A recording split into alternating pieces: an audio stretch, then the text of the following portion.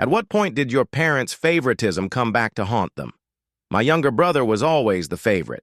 He was showered with lavish vacations, pricey hobbies, and a brand new car. Whatever he wanted, he got. Meanwhile, I was barely an afterthought. It wasn't until later that I discovered my dad wasn't actually my biological father, which suddenly put everything into perspective. As a kid, I had a big gap between my front teeth, and it only got worse as I grew older. I wanted braces, but my parents always insisted they couldn't afford them.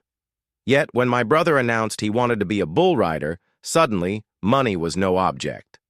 They shelled out tens of thousands of dollars on lessons, gear, and travel, probably around $40,000 in just the first 2 years.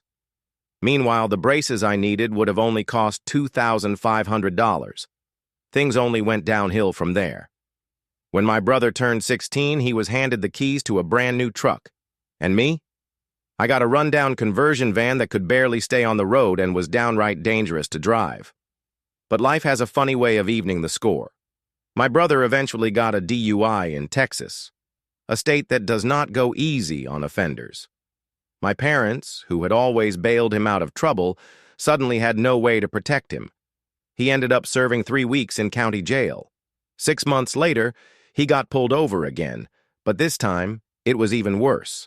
Another DUI, plus charges for littering, evading the police, and racking up multiple speeding tickets.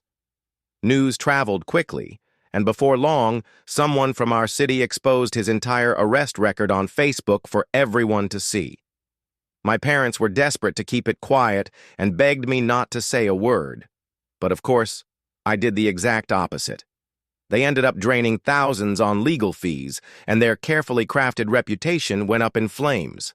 I just sat back, laughed, and reminded them how fortunate they were to have such a wonderful son.